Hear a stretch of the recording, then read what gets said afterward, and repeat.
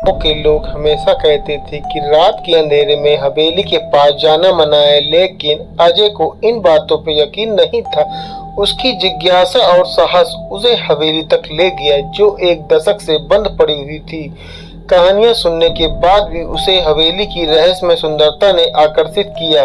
का समय था, चांद की हल्की चांदनी हवेली पर पड़ रही थी। हवेली के विशाल दरवाजे को खोलते ही अजय की आंखें एक अजीब सी ठंडी हवा से ठिठक गईं।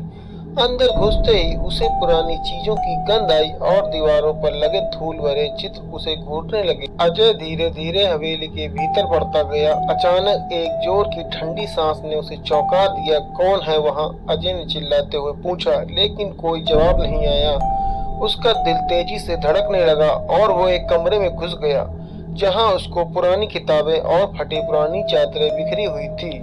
कमरे की दीवार पर एक पुराना आईना था। जब अजय ने एक आईने में देखा तो उसके पीछे एक औरत का खून से सना चेहरा नजर आया। अजय ने हड़बड़ी में पलटा, लेकिन वहां कोई नहीं था। वो डर के मारे कांप रहा था, लेकिन उसके अंदर का साहस उसे और आगे ले गया। अचानक हवेली के अंदर अजीब अजीब आवाजें आने लगी। एक अजीब सी ठंडी हवा ने उसे घेर लिया और अजय की सांसें रुक गईं।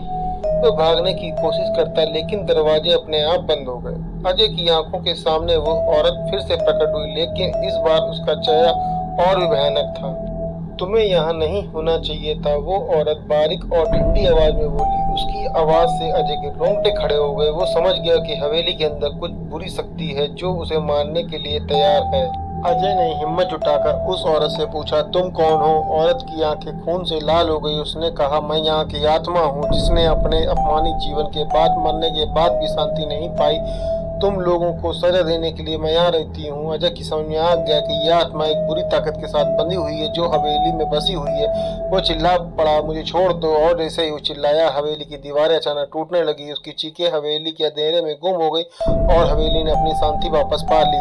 अजय की लाश अगले दिन हवेली के बाहर पाई गई और उसकी आंखें खुली और ठंडी। गांव वाले ये मानने लगे कि हवेली में कोई बुरी शक्ति है और उसने अजय को अपने साथ ले लिया। हवेली को फिर बंद कर दिया गया और किसी की वहां जाने की हिम्मत नहीं की। अब जब भी रात होती है, हवेली की खिड़कियां खड़कती हैं और एक चीखें हवेली के आसपास गूंजती हैं, चेतावनी के तौर पर जो भी उस हवेली के करीब जाएगा वो भी उस खौफनाक बुराई का शिकार हो सकता है।